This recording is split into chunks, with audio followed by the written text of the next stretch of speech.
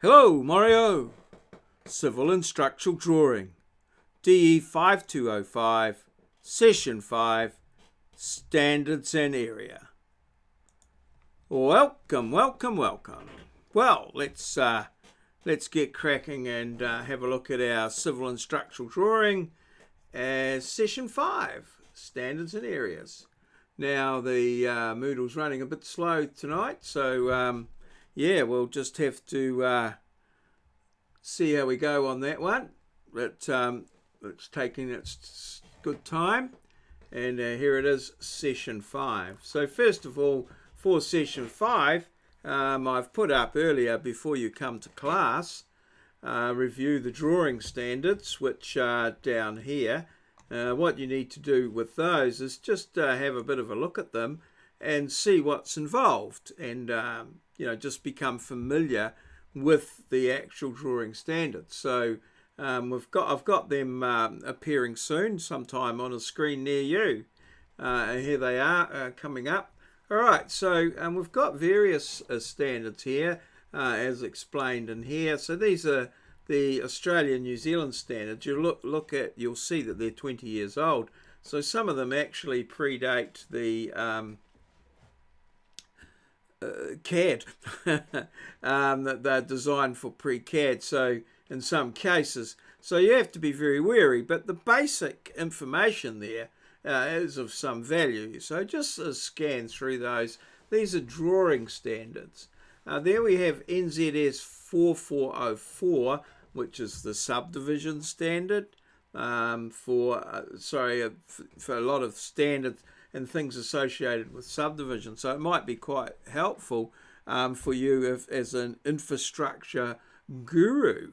You may be able to get some information there.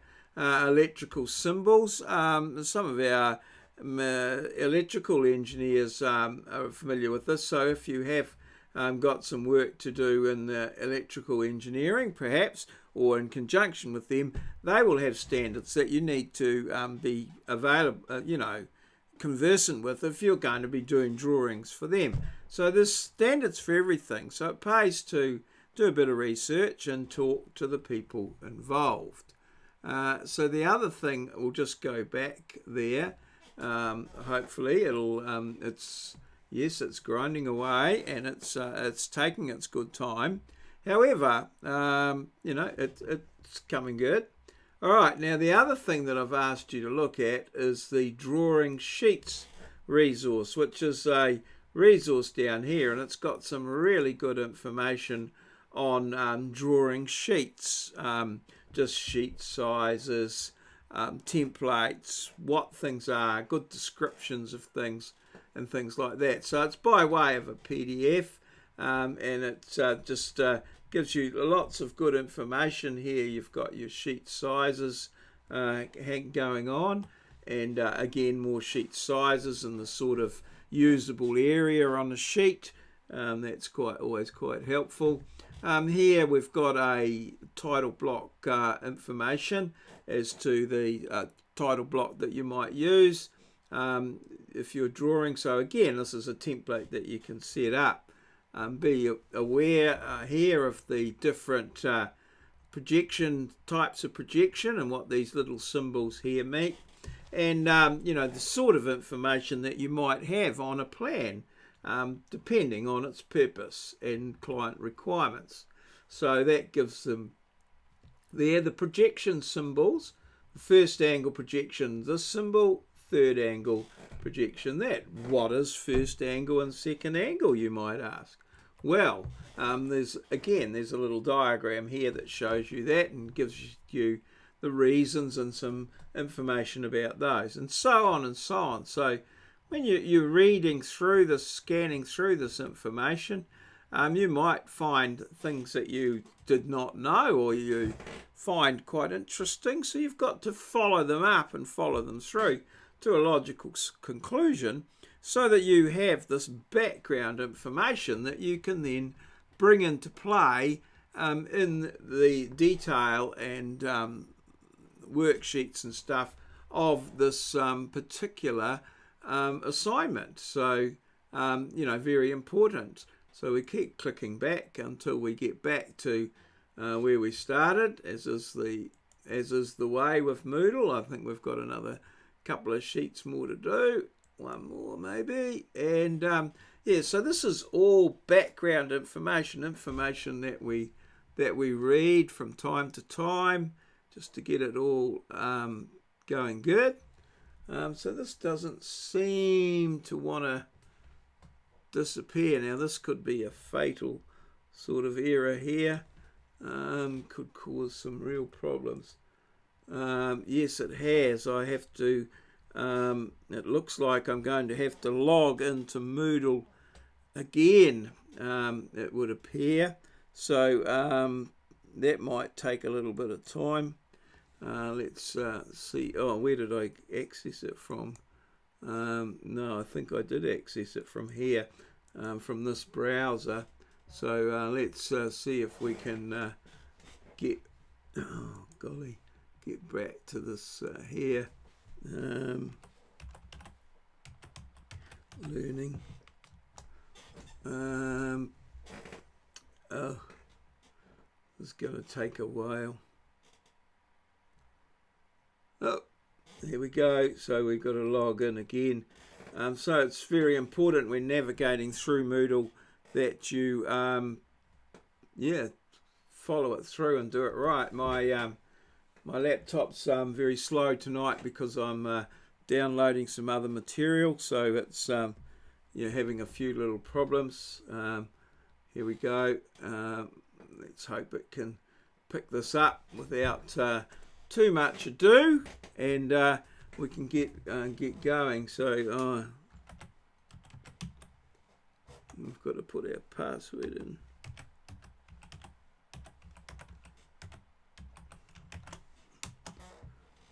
Okay, log in.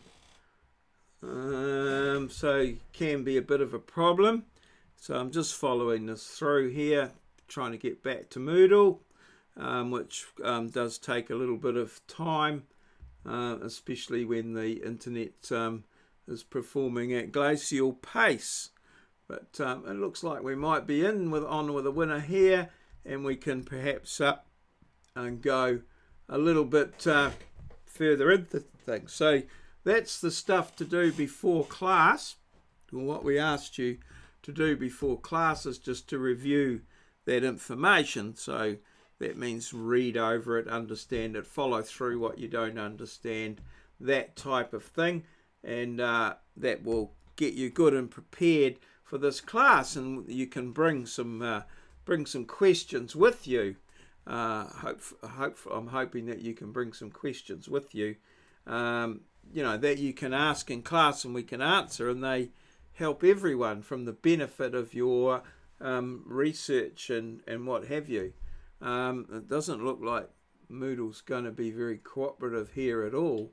So yes, I think I'll have to stop recording. It's just getting ridiculous, you sitting here just watching me do stuff. Oh no, here it is.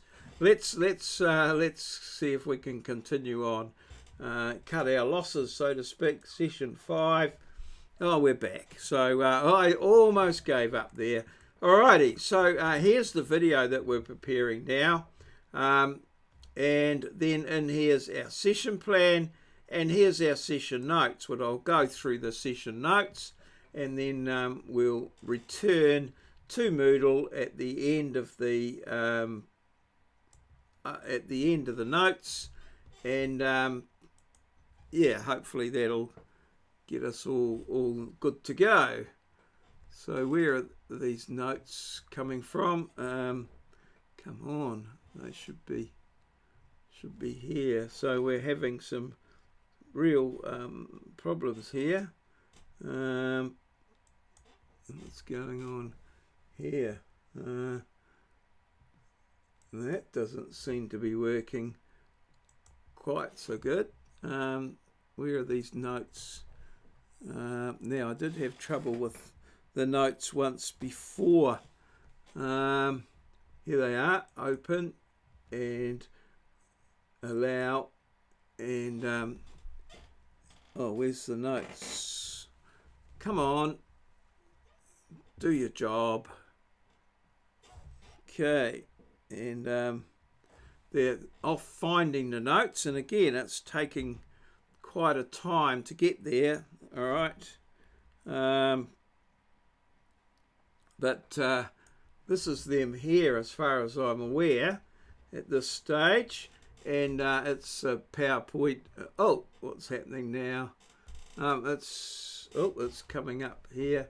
Oh, this is the one here. So this is what we want. It's finally come through. A bit slow, but from the beginning, this PowerPoint, which is standards and area. Well, we knew that.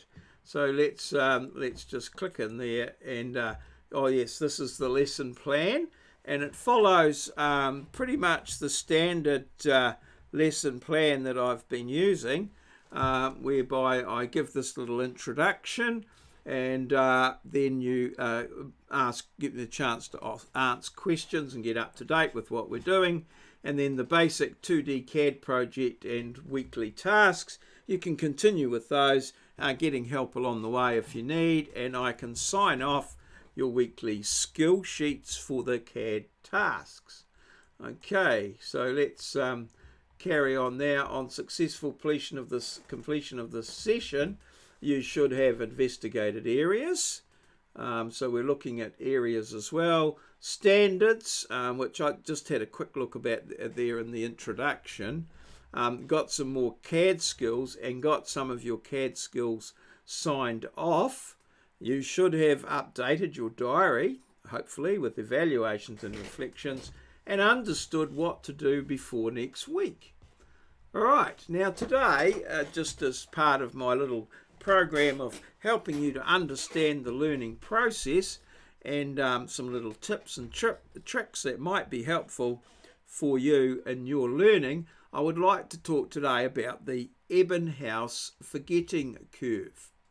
Now, this was developed by a Professor Inhouse, and as you can see here, it's based on an exponential function with some variables: R, memory retention; S, a strength of memory; and T, time. And he draws it up in a series of curves. Now, the information was, he asked people to memorize random sets of numbers, and then from that he was able to do some judgment. So this is like a learning opportunity in a sense. But I'm going to give you my interpretation of it. However, don't take that for granted. Could be just a starting point. And you might, obviously, you've got Mr. Inhouse's names, the forgetting curve, and various little bits of information there. So you may wish to find out more information to strengthen your own background and things. So what he says is here that when you learn something, the retention, so when you first learn it, however may that be, you have 100% you understand. But then what happens is after just one day, you can lose up to 80% of that. So you'll only you'll lose 20%. You'll have remembered only 80%. However, all is not lost. If you review your work at, say, the end of the day or the next day, you can bring yourself back up to the 100%. And then the drop-off is halved. The drop-off, then you, after 2 days, after 2 days, you'll have forgotten 80%. So that means in total you have, after 3 days, you have 80%. And then, of course, if you do a revision there and bring it back up, and then it might take 6 days, another 3 days. So you've got 1, 2, 3, and so on. So the Inhouse forgetting curve, what it tells us is that we learn something, we must continually review it and bring ourselves up to 100% again.